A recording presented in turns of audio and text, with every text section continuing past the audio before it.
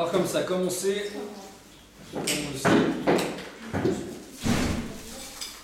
donc Mishe Nichnas Adar Marbim Be Simcha.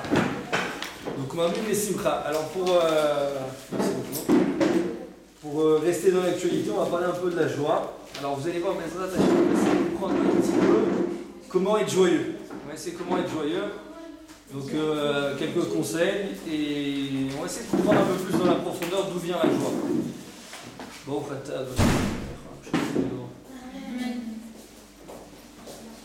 alors premièrement, on sait que la Torah nous ordonne d'être joyeux. La Torah nous ordonne d'être joyeux.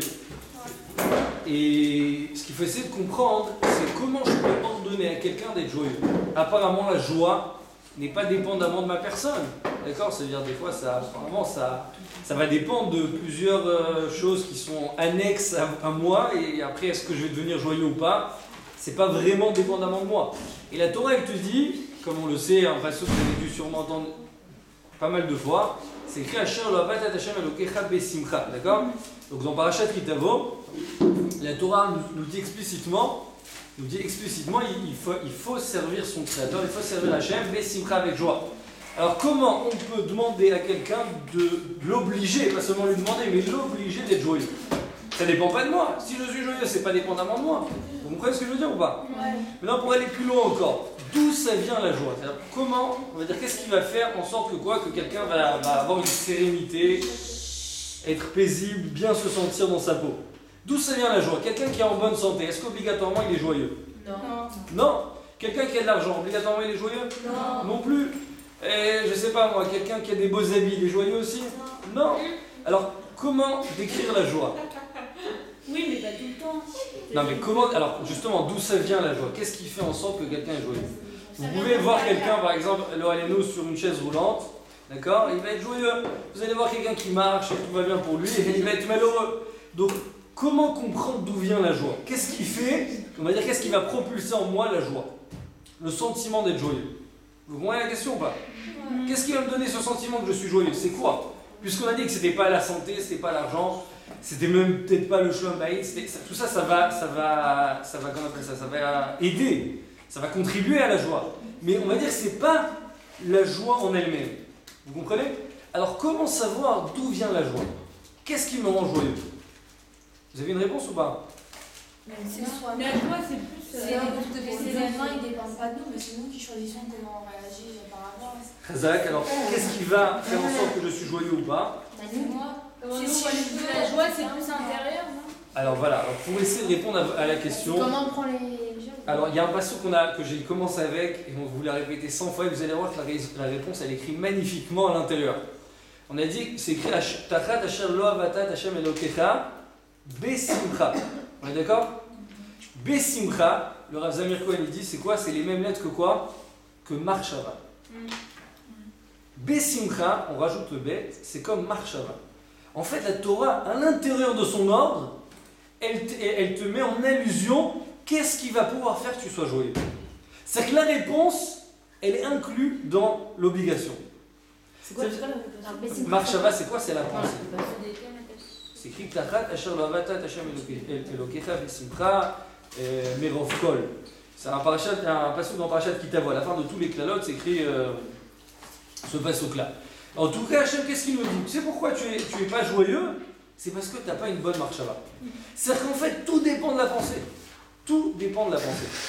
Alors, je ne sais pas si vous connaissez, mais je vous rajoute un autre petit chidouche aussi, et c'est ça ce qui va dépendre aussi de la joie. C'est que, comment on dit quelqu'un de joyeux en ivrite ? En hébreu, comment on dit quelqu'un de joyeux ? Heureux, on va dire. Comment on dit quelqu'un d'heureux ? Meoucha. Meoucha, c'est quelqu'un d'heureux. Mais non, regardez, en général, je pense que ça arrive à tout le monde, même à votre âge encore, quelqu'un il achète, on va dire, une fille elle achète une nouvelle robe ou une nouvelle paire de chaussures.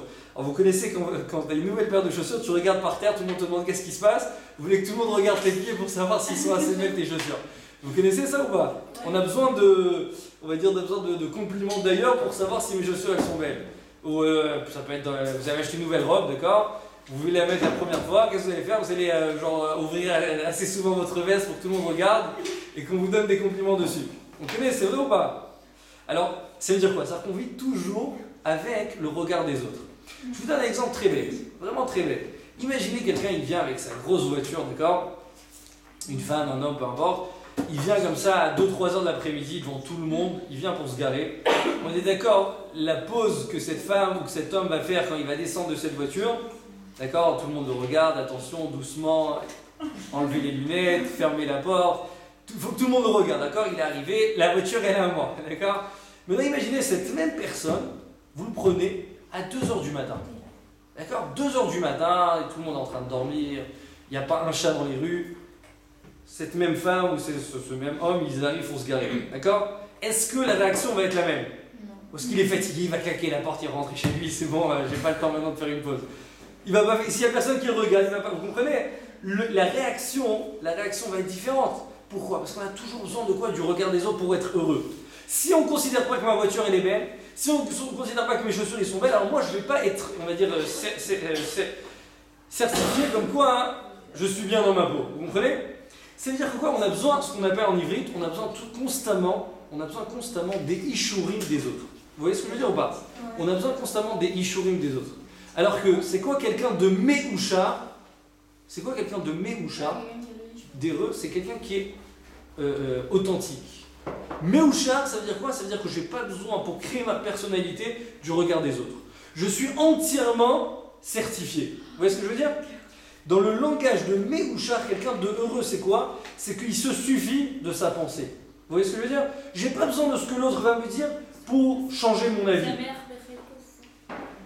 C'est un peu différent, sa mère Bechrelko, je me suffis de ce que j'ai. Là, ce que je veux dire, c'est par rapport à ce que je pense. Vous comprenez? Par rapport à ce que je pense. Ça veut dire que c'est pas parce qu'il y a 10 personnes qui vont me dire que j'ai une belle robe, alors je vais considérer que j'ai une belle robe. Vous voyez ce que je veux dire? C'est que je sais que c'est une belle robe, mais non, on va me faire des compliments, c'est sympa. Vous comprenez? J'ai pas dit que c'est pas sympa d'entendre des compliments. Mais c'est pas ça qui va créer ma personnalité. Vous voyez ce que je veux dire? C'est pas ça qui va dire que je suis une personne gentille. C'est pas ça qui va faire que je suis une personne serviable. Alors c'est sûr qu'on a besoin des conseils des autres. Vous voyez ce que je veux dire? Mais ces conseils-là vont être là pour m'aider. Mais c'est pas ça qui va créer ma personnalité. Vous voyez ce que je veux dire? Il ne faut pas vivre entièrement pour les autres. Vous comprenez? Donc quelqu'un de méhouchard d'heureux, c'est quelqu'un qui sait ce qu'il vaut. Vous comprenez? Il vit avec sa pensée. Vous voyez ce que je veux dire? C'est comme par exemple, j'ai vu une fois une histoire sympa pour quelqu'un qui a besoin du regard des autres. Il y a un jour, quelqu'un il a acheté la dernière Ferrari. D'accord, la dernière Ferrari, bien rouge, flambant neuve. Il arrive comme ça devant le feu. Il commence à dire ouais, avec sa grosse Ferrari comme ça. Il arrive devant le feu. Il voit un petit vieillard avec sa petite mobilette comme ça devant. Il lui ouvre la fenêtre. Il dit: t'as vu ma Ferrari? L'autre avec sa petite mobilette. Il dit: ouais. avec ma mobilette, ouais, j'ai vu. Il dit: tu veux voir un peu l'intérieur, les chaises en cuir, les trucs? Il regarde, il penche donc sa tête pour voir l'intérieur de la Ferrari. Il voit comme ça la chaise en cuir beige ou rouge ou ce que vous voulez, d'accord? Maintenant l'autre, il veut l'impressionner encore plus. Qu'est-ce qu'il fait? La Ferrari en 3 secondes, 10 secondes, elle arrive à 100 à l'heure. Il commence à appuyer sur l'accélérateur. Il appuie, il arrive jusqu'au prochain feu. Mais bizarrement, il voit dans son rétro la mobilette qui est en train de suivre derrière. Il dit: mais comment c'est possible? J'ai une Ferrari. Alors il s'énerve, il dit: bon, ok, allez, on va passer jusqu'au deuxième feu, alors on va mettre un peu plus d'accélération. Il met un peu plus d'accélération, il arrive jusqu'au deuxième feu, là qu'est-ce qui se passe? Il voit encore dans le rétro le petit vieux qui arrive avec sa mobilette. Il dit: attends, je comprends pas, c'est pas possible. Et là il continue jusqu'au 3e feu. Et là qu'est-ce qu'il voit encore? Allez, donc il a mis encore plus le paquet, il voit encore la mobilette. Il ouvre la fenêtre, il est énervé, il dit: mais j'ai une Ferrari, je comprends pas, j'ai une Ferrari. Le vieux lui dit: bon, quand il arrivera à enlever il a commencé, Sa bretelle. Voilà, ma bretelle qui est attachée avec le rétro, là, quand il a rentré sa tête à l'intérieur, il avait mis sa bretelle. Il dit: quand tu arriveras à enlever ma bretelle, alors là je pourrais arrêter de te suivre. Vous avez compris ou pas? C'est-à-dire que l'autre il a voulu l'impressionner avec sa Ferrari, mais ce qu'il n'a pas compris, c'est que tant que tu as la bretelle, tu peux pouvoir continuer à l'impressionner, il continuera à te suivre. En 2 mots, on est tous là à vouloir essayer d'impressionner tout le monde. Mais la question, c'est: est-ce qu'on est authentique? Est-ce qu'on s'est construit véritablement? Est-ce que tu t'es construit? Est-ce que ce que tu fais... Par exemple, je vous donne un exemple très, très simple. Vous êtes une fille qui est au séminaire, par exemple, d'accord? Ou un barouk qui est à l'Yeshiva. Alors, par exemple, on va dire, ça arrive toujours la période des shidduchim, par exemple. Alors, qu'est-ce qu'il va faire? Il va essayer de montrer qu'il est quelqu'un de bien. Jusqu'à présent, il ne se levait jamais au tefila, d'un coup, du jour au lendemain, il est toujours là. D'accord? Jusqu'à présent, il n'était jamais dans les shiurim, il ne posait jamais de questions. À partir de maintenant, il commence à poser des questions. Encore une fois, alors c'est vrai qu'il va pouvoir mentir, c'est vrai qu'il va pouvoir se faire passer pour quelqu'un. Mais est-ce que tu es authentique? Est-ce que tu t'es construit? Vous voyez ce que je veux dire? Est-ce que tu t'es construit? Est-ce que Bémet, parce que tu le fais parce que tu penses que c'est bien de le faire? Ou par exemple, il y en a, on va dire, un jour, ils vont devenir, par exemple, avrer, ou ils vont mettre leur enfant dans des... Après, c'est toute la vie comme ça. Il y en a, par exemple, qui vont chercher à mettre leur enfant dans les meilleures écoles ashkénazes, par exemple, d'accord? Je n'ai rien contre eux, vous inquiétez pas. Mais ça veut dire qu'il va toujours essayer de quoi? De montrer, voilà, si mon fils, moi je connais par exemple, j'ai des amis, on les a pas acceptés chez les ashkénazes, d'accord? J'ai des ashkénazes. J'espère qu'il n'y a pas d'ashkénazes parmi nous, là. Si, il y en a une, ouais. Il y a des Chas V'Shem, je dirais au contraire, c'est magnifique ce qu'ils font. J'ai pas... Quand je dis ça, je ne suis pas en train de parler mal, Chas V'Shem. Je suis simplement en train de dire, par exemple, il y en a un, voilà, pendant un an, son fils, il n'était pas accepté là-bas. Qu'est-ce qu'il a fait? Il a dit, je le laisse à la maison plutôt que le mettre dans un bête Sefer Sfarad qu'il aurait accepté. C'est-à-dire, un an, le petit, il est à la maison, il voit tous les enfants partir à l'école. Lui, il est là, et bien entendu, on peut essayer de lui cacher, mais un jour ou l'autre, il va comprendre pourquoi. Et qu'est-ce qu'il va comprendre? Parce que tu es Sfarad. Donc lui, pour lui, toute sa vie, il va comprendre, il va penser, le fait qu'il est Sfarad, d'accord, c'est un défaut. Donc il va grandir avec cette idée en tête, vous comprenez? C'est la plus grosse des bêtises, vous voyez ou pas? Alors c'est-à-dire, tu veux le mettre dans cette école, mais qui a dit que c'est bien pour lui? Si Hachem il a décidé que c'était pas bien pour lui, pourquoi tu viens forcer? Vous comprenez? Tout ça, encore une fois, c'est vivre avec le regard des autres. C'est-à-dire que penser que tout ce qu'on va me voir, ça veut dire que c'est comme ça que je vais créer ma personnalité.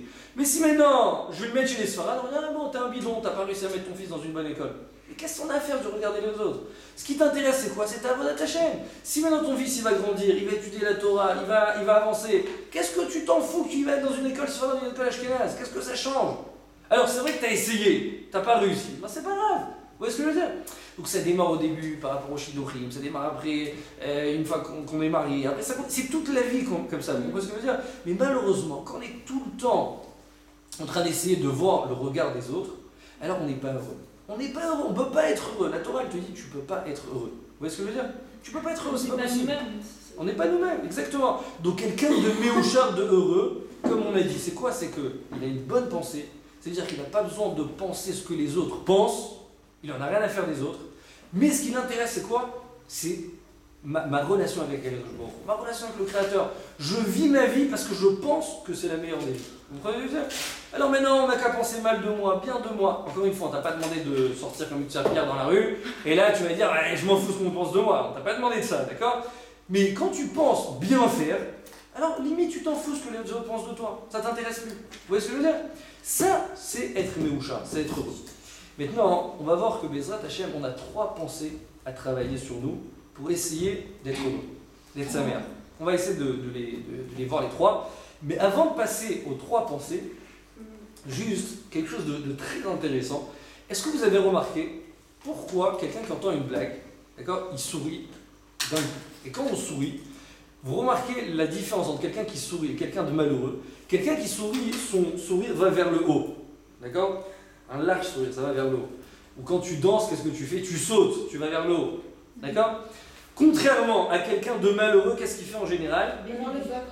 Vers le bas. Il baisse la tête, il n'est pas bien, il fait la tête, d'accord? Il a le visage qui est complètement foncé, d'accord? Alors quelqu'un d'heureux, ça va vers le haut. Pourquoi cette différence? Et une autre question, est-ce que vous avez déjà été dans un zoo? Oui. Est-ce que vous avez déjà vu un animal sourire?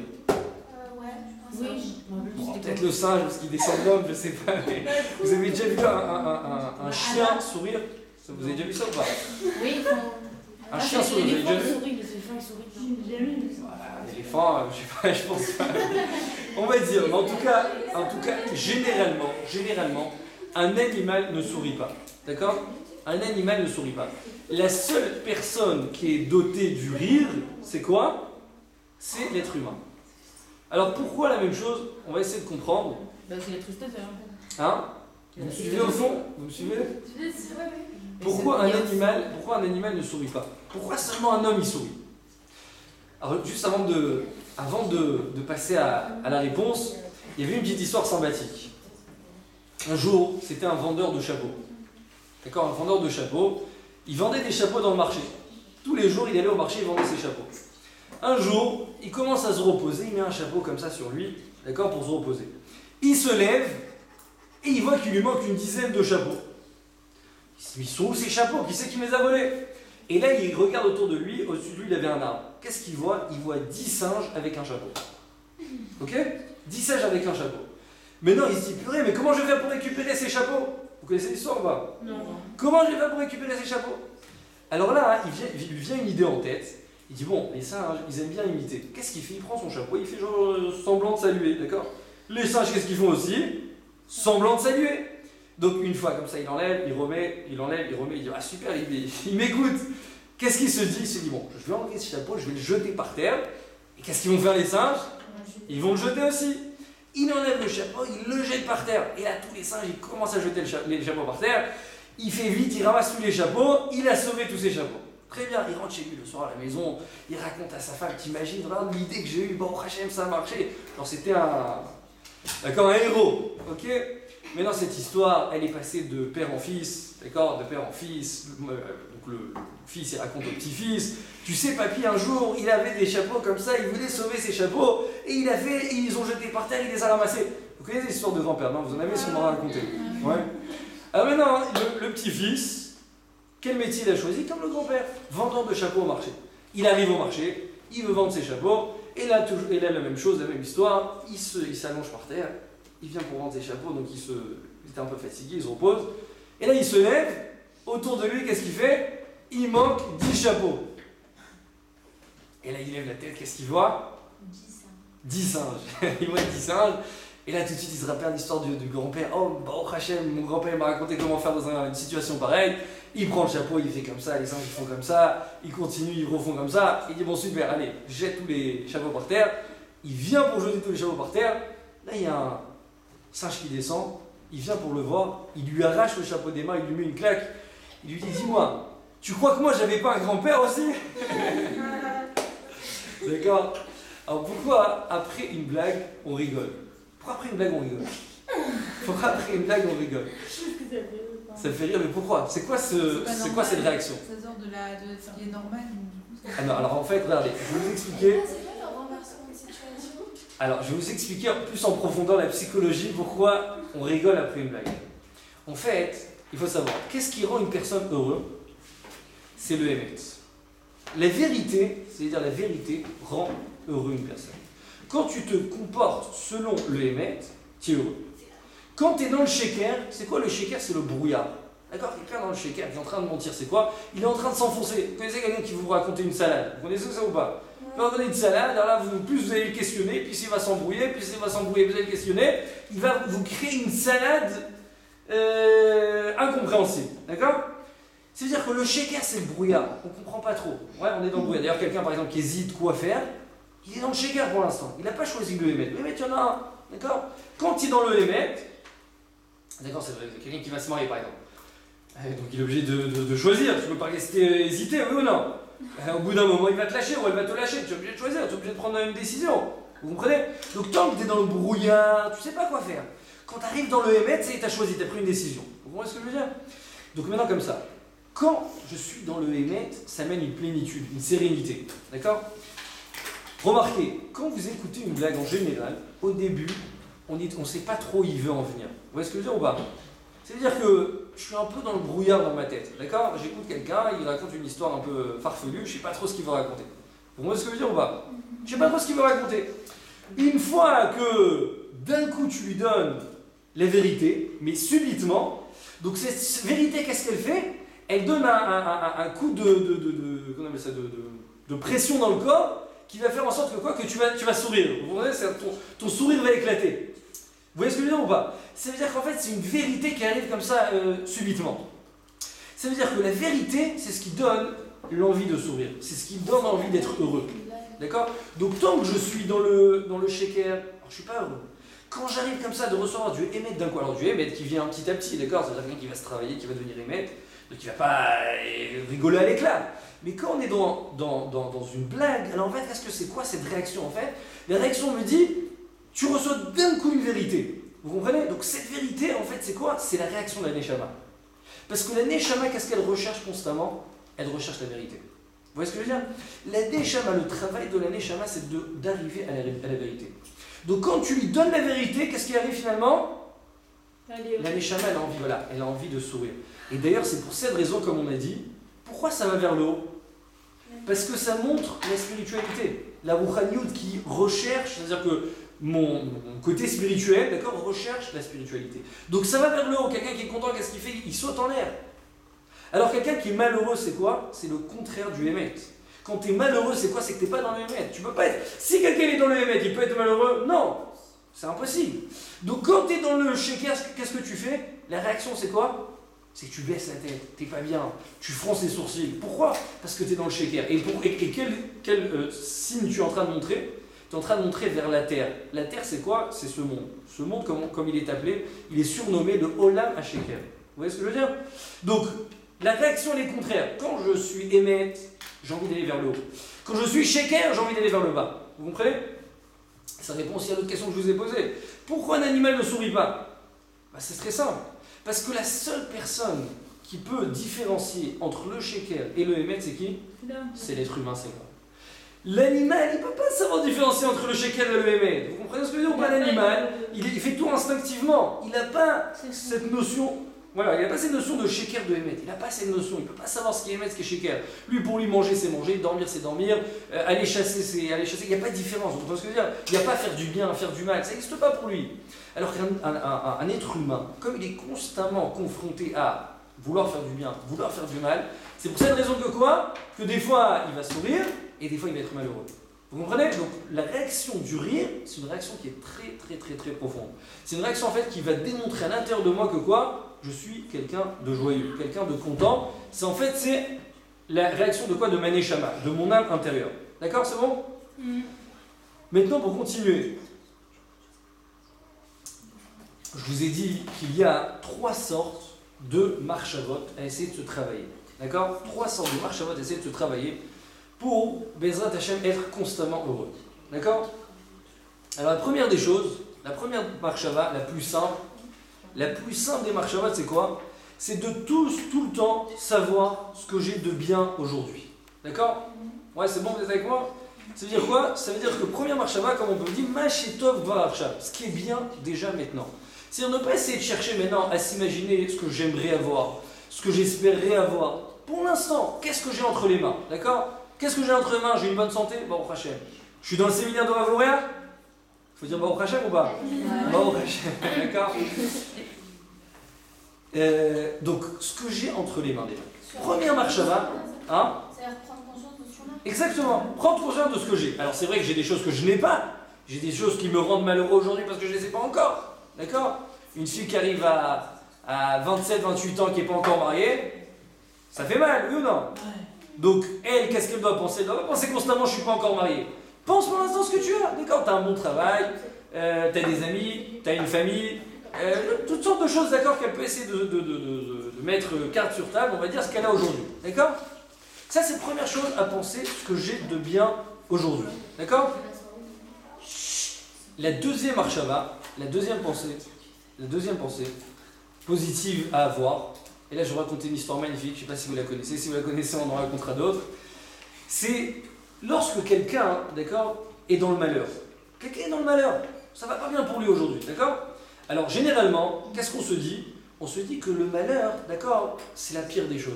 Pourquoi? Parce que généralement on pense que le malheur, souvent on va dire, on pense qu'on souffre pour rien. C'est-à-dire, j'ai entendu une fois, il dit ce truc, il raconte sur son grand frère qui n'était apparemment pas spécialement religieux, comme ça il dit. Et il dit que son grand frère, je crois qu'il était professeur dans une clinique d'enfants, un truc comme ça. Et apparemment, il raconte que son grand frère un jour lui a dit la pire des choses, il a dit, il a vu des centaines, des milliers de cas, d'accord, de personnes souffrir, d'accord, des enfants qui souffrent, c'est pas toujours facile à voir. Il dit la pire des choses, il a dit, la pire des choses, et qu'il n'a jamais réussi à s'en remettre, c'est quand il voyait des gens, d'accord, des personnes, souffrir sans savoir pourquoi ils souffrent. Vous voyez ce que je veux dire? C'est-à-dire, tu vois une personne, là, il arrive dans un hôpital, ou peu importe quel malheur il a, tu lui demandes, mais pourquoi tu souffres? Alors il te dit, franchement, je ne sais pas. Alors ça, il dit, le Rav Sitruk, il dit que son frère lui a dit, et bien sûr il a affirmé, il dit c'est la pire des choses de souffrir sans savoir pourquoi. Vous voyez ce que je veux dire? Le Rav Sitruk, il dit, ça c'est quelqu'un qui n'est pas religieux. Quelqu'un qui n'est pas Baal Ma'ami, d'accord? Qui n'est pas un Baal Emouna. Baruch Hashem, celui qui est Baal Emouna, il est sûr à 100% que quand tu souffres, il y a une raison à cette souffrance. C'est-à-dire, c'est pas possible qu'Hachem envoie une souffrance à quelqu'un si ce n'est qu'il y a une raison bien précise. Et d'ailleurs, j'ai pensé à ça une fois, je me suis dit la vérité, quelqu'un qui souffre, c'est-à-dire, si vraiment on réfléchit, c'est pas facile ce que je vais dire, mais si vraiment on réfléchit, je pense que c'est on devrait tirer de cette souffrance la plus grande des joies. Pourquoi? Parce qu'imaginez demain, d'accord, une parmi vous, on vous dit que Donald Trump, d'accord, il va vous envoyer une lettre en recommandé avec un message très important qu'il a réservé spécialement pour vous. Ok? Est-ce que vous allez vous réjouir de ce message? Non, c'est parce qu'il y a Les gens sont Quand même, le président des États-Unis qui vous envoie un message. Non, mais genre, c'est un honneur. Bon, mais c'est un honneur. Juste déjà qu'il ait pensé à vous, déjà. D'accord? Qu'il ait pensé à vous. Même il va te dire tu vas toute ta vie en prison.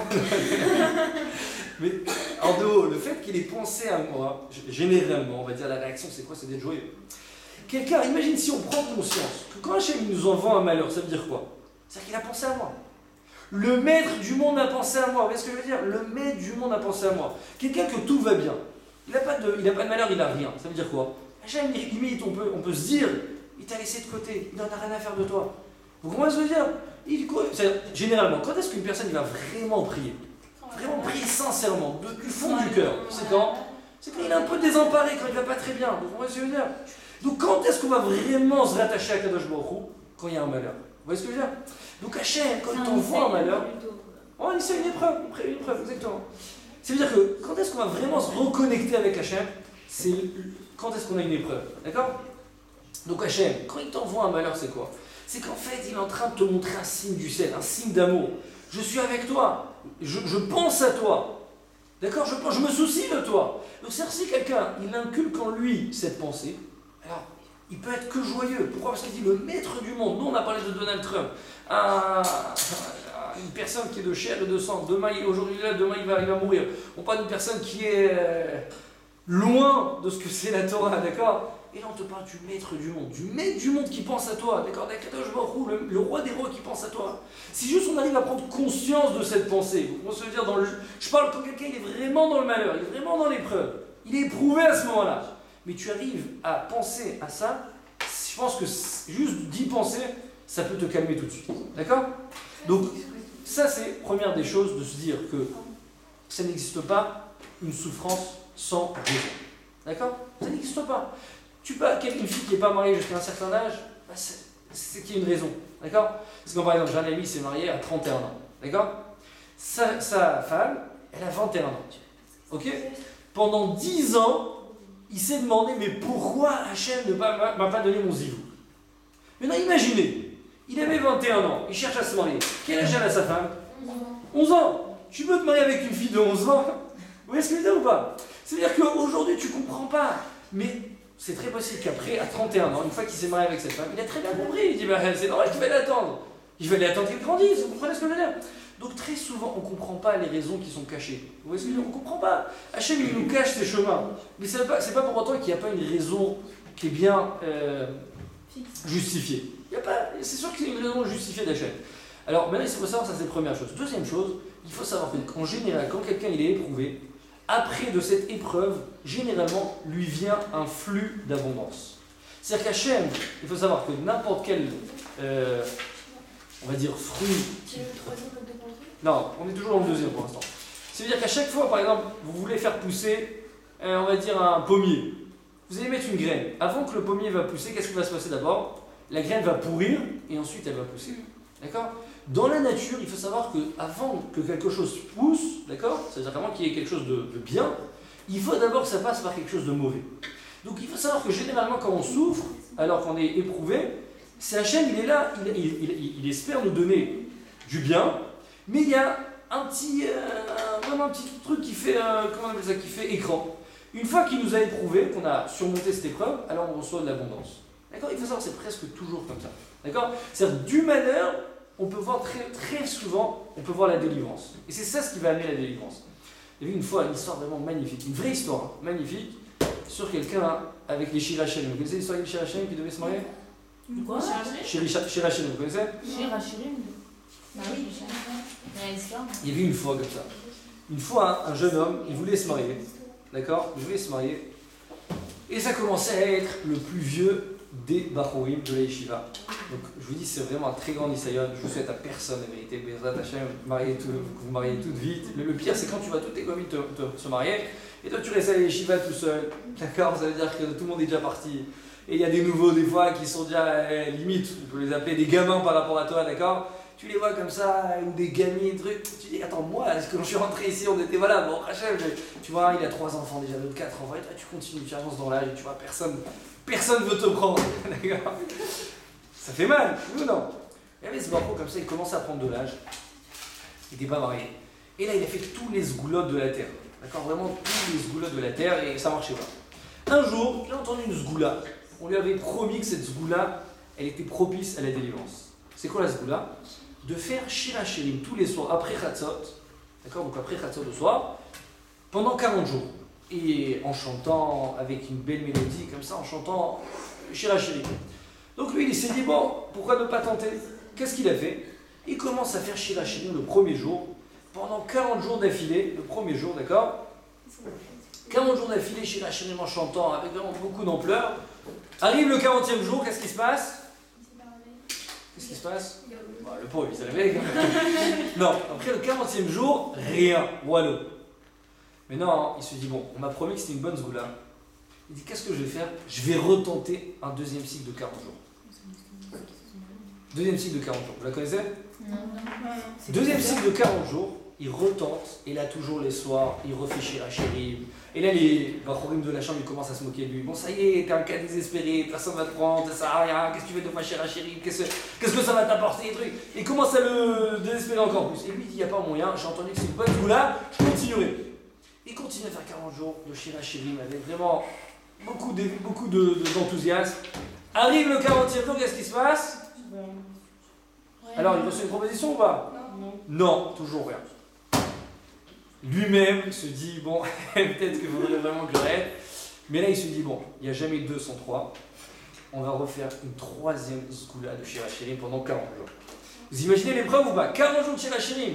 Après Chatzot, se lever tous les jours après Chatzot, il se lève à minuit, 1h du matin, il fait Shirachirim comme ça, avec beaucoup d'enthousiasme. Arrive comme ça, 3e cycle, 40 jours de Shirachirim.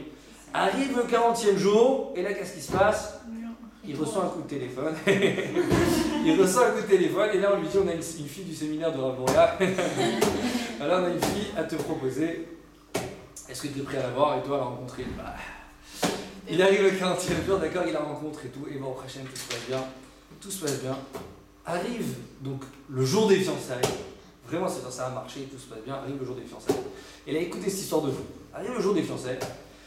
Le père de cette fille se lève devant tout le monde. Et il dit, j'ai une histoire impressionnante à vous raconter. Il dit, je ne sais pas si c'est les Tunisiens qui sont comme ça, vous me direz, mais en tout cas, il y a chez certaines familles une coutume qu'on ne marie pas la petite avant la grande. J'espère que vous n'avez pas ça dans votre famille, non? On ne marie pas la petite avant la grande, d'accord? Donc il dit, moi, dans ma famille, j'étais très dur avec ça. D'abord les grandes, après les petites. Et il dit, cette fille qui vient se marier là maintenant, c'est la 3e que j'avais à marier, d'accord? Il y avait 2 autres sœurs qui était au-dessus d'elle, qui ne trouvait pas encore à se marier. Et donc elle, pour l'instant, on ne lui a jamais proposé aucun bachor. C'est à chaque fois qu'on avait une proposition, je refusais. Je ne dis pas que c'est bien ce qu'il fait, mais en tout cas comme ça il raconte, d'accord? Ici maintenant, imaginez-vous qu'en moins de 3 mois, en moins de quelques mois, j'ai marié mes 2 premières filles. J'ai fiancé mes 2 premières filles. Donc, vous connaissez la bonne version de l'histoire? Fiancé mes 2 premières filles. Maintenant, il dit, alors maintenant quand il entend ça, le Khatan, il demande au beau-père, il dit, mais attendez, passez-moi les dates. Et qu'est-ce qui s'avère? Qu'à chaque fois qu'il terminait le premier cycle de Shirachirim, la première fille se mariait. C'est se fiancer. 2e cycle, la 2e fille. Les premiers, pour lui, Voilà, et 3e cycle, c'était pour lui. Ça veut dire qu'en fait quoi? Ça veut dire que s'il s'était arrêté après la première fois, donc il aurait marié la première, Et la Mais deuxième, en fait, Hachem, quoi, il a déjà enlevé les boulettes. encore une fois, quand on parle de chez la chaîne, c'est une prière. Vous voyez ce que je veux dire? C'est sûr, après il y a des boulettes qui sont. Vous savez, en deux mots, ce qu'il faut savoir, c'est pas désespérer. On ne sait pas ce qu'Hachem attend de nous. Ne pas désespérer. Vous voyez ce que je veux dire? Alors c'est sûr que lui, il a été jusqu'au bout. Mais non, peut-être qu'il aurait fait après autre chose, ça lui aurait amené sa femme, je sais pas. Mais en tout cas, ne pas se désespérer. C'est comme par exemple, quand j'étais à Paris, à la fin d'un cours, il y a une fille qui est, je ne sais pas pourquoi, elle est venue me poser une question, aucun rapport. Et je lui dis, en parlant, je vois que c'est une fille qui avait elle était assez âgée. Je lui dis, vous avez quel âge? Elle me dit 34 ou 35 ans, un truc comme ça. Et je lui dis, vous cherchez pas à vous marier? Alors franchement, elle avait des larmes aux yeux, elle me dit la vérité, je suis désespéré, je cherche plus à me marier et je pense qu'Hachem a décidé que je devais jamais me marier. Comme ça, elle m'a dit. Ça fait de la peine d'entendre ça.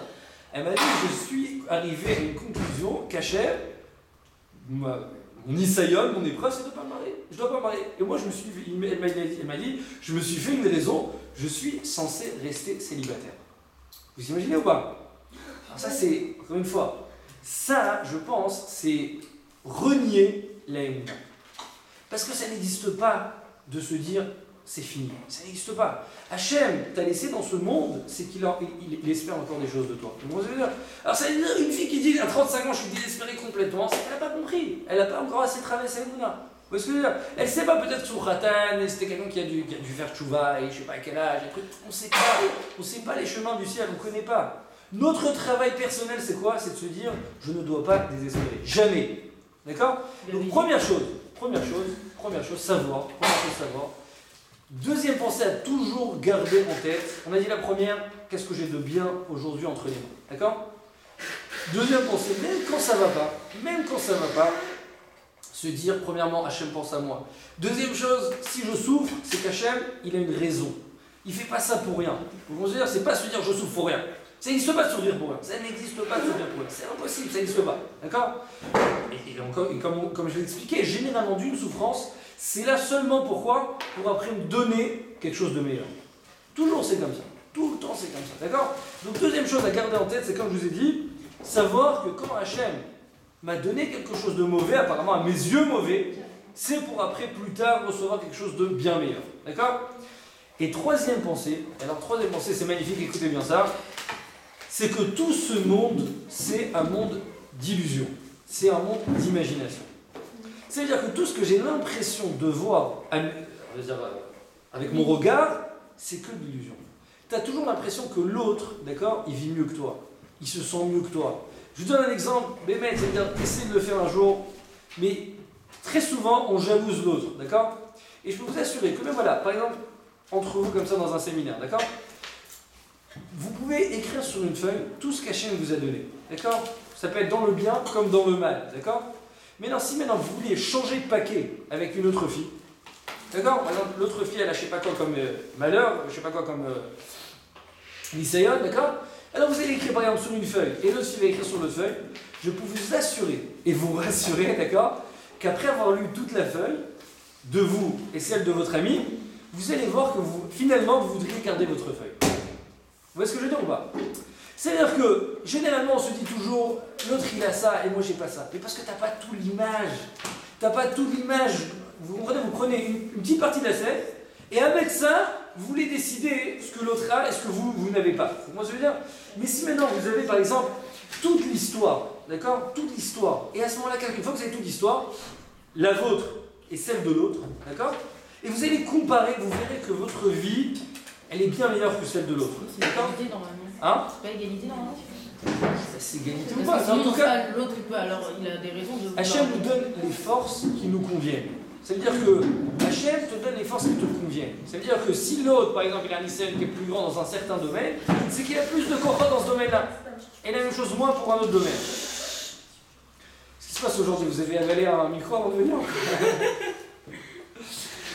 Donc, d'accord, donc deuxième chose à retenir, d'accord? Que ce monde, c'est troisième chose, que ce monde, c'est un monde d'imagination.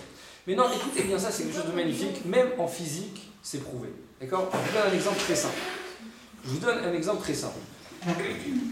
On a parlé de ça rapidement, le cours précédent, vous vous rappelez, on avait parlé de l'ADN. Ouais.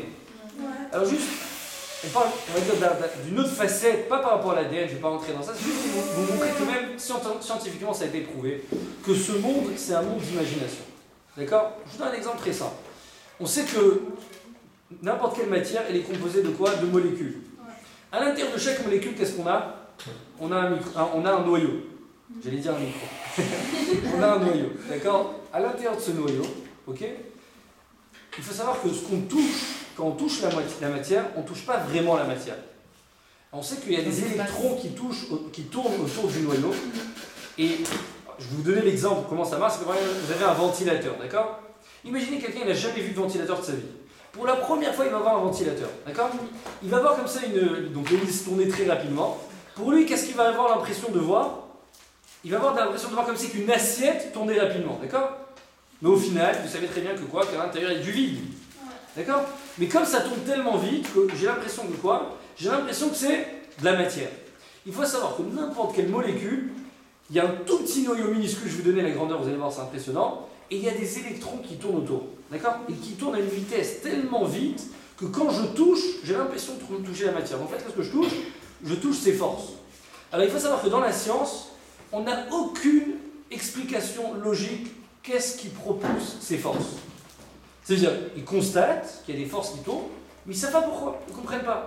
Alors nous, Baruch Hashem, qu'on est Mahamine et qu'on sait qu'il y a Boré Olam, qu'on sait qu'il y a un maître du monde, on sait que quoi que c'est Hashem qui a fait en sorte que quoi qu'il y ait ces forces qui tournent, et si demain, il faut savoir que si demain Hashem décide d'arrêter de faire tourner ses forces, c'est comme on va dire un grand puzzle ou une grande construction de Lego qui va se détruire instantanément. D'accord? Parce que tant que ces forces marchent, alors toutes les molécules arrivent à continuer, on va dire, la matière continue à exister. D'accord? Cette table continue à exister. Demain, ces forces s'arrêtent, il n'y a plus de matière, c'est fini. Vous voyez ce que je veux dire? Moi, juste pour vous donner un petit exemple. Le noyau, d'accord, autour de ces forces, c'est comparé comme si vous allez prendre un stade de foot. Alors pour les Marseillais, c'est le stade de Vélodrome, d'accord? Et pour les Parisiens, c'est quoi? Le stade de France. Bon, je ne veux pas faire de problème entre les Marseillais et les Parisiens.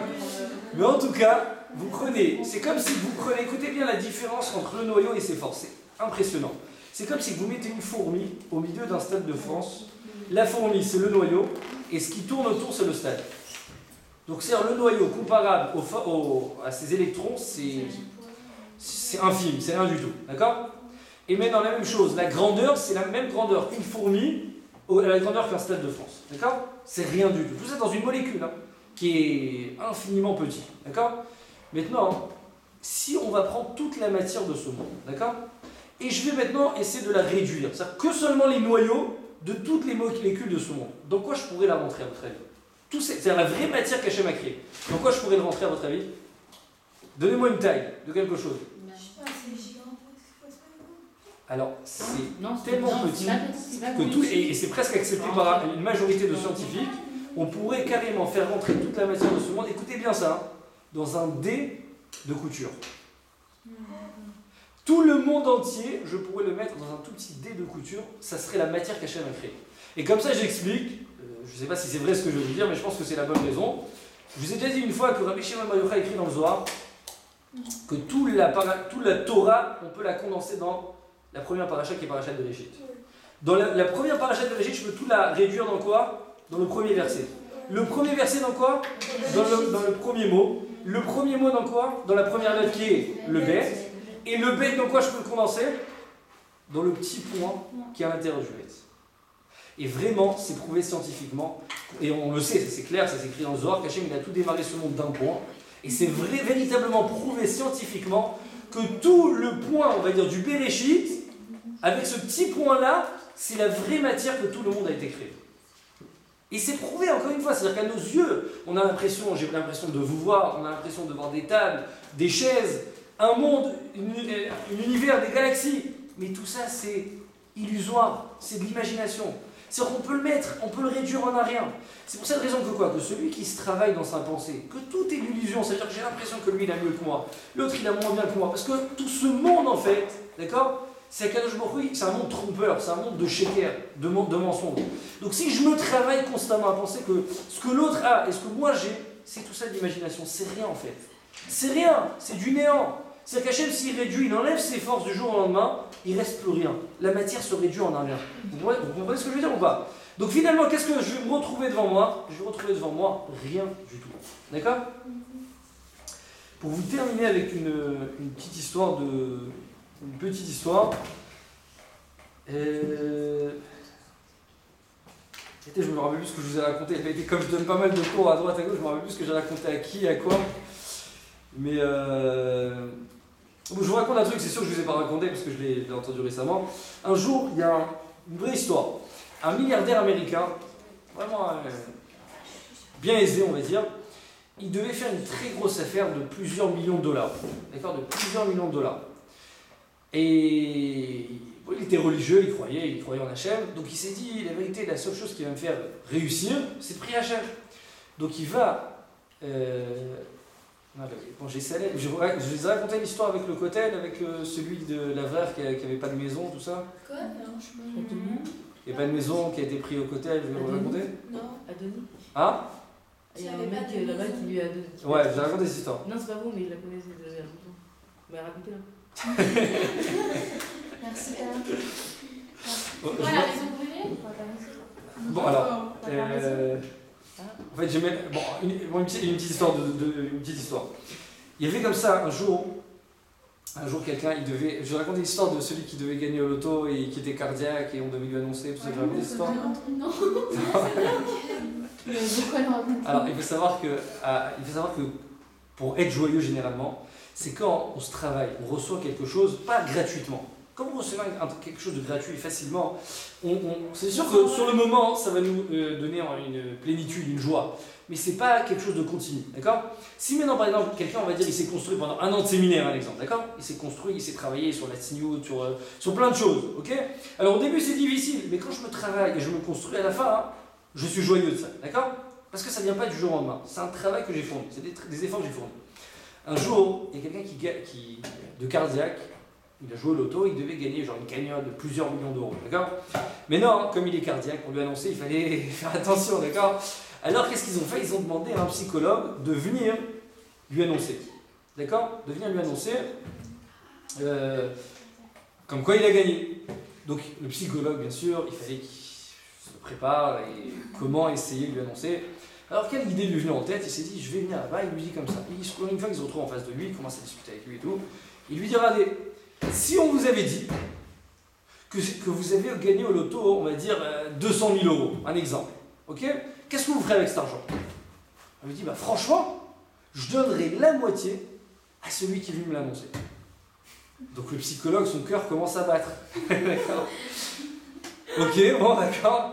Il dit, mais si on vous dit que c'était pas 200 000 euros, on vous dit que c'était un demi-million d'euros. Alors il lui dit, franchement, la moitié, je donnerai à celui qui est venu me l'annoncer.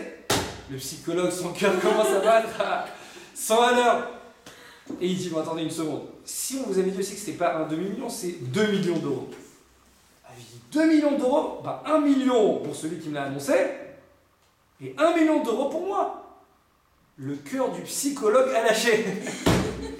Il a lâché sur place, il a fait crise cardiaque. Ce qu'il a voulu éviter à l'autre, ce qu'il est arrivé. Ça veut dire quoi? C'est-à-dire qu'en fait, quand tu reçois les choses qui sont gratuites, tu ne te travailles pas pour ça, d'accord? Tu penses que quoi? Vous savez, aujourd'hui, on essaie tous... on essaie de vous dire, par exemple, si tu fais ça facilement, un course de 2 semaines, tu vas recevoir ça et ça, d'accord? Maigrir en 3 semaines, truc en 2 semaines... Ça n'existe pas la facilité dans la vie, vous comprenez? La facilité n'existe pas. C'est sûr que ça demande des efforts, mais à la fin, on a le résultat. D'accord? C'est-à-dire qu'en 2 mots, Hachem, pour devenir joyeux, ça dépend de la pensée, ça dépend de la marche avant. On n'a pas besoin du regard des autres, on a besoin de se construire à nous-mêmes. D'accord? Construire mon être. Et comme on a essayé d'expliquer dans le cours, on a 3 pensées à garder en tête. La première, ce que j'ai de bien aujourd'hui. La deuxième, ça n'existe pas de souffrance sans raison. D'accord? Ça n'existe pas, c'est Hachem l'a donné. Et au contraire, m'en réjouir de cette souffrance. Parce que ça veut dire qu'Hachem pense à moi. D'accord? Et la troisième et dernière chose, comme on a dit, rappelez-moi.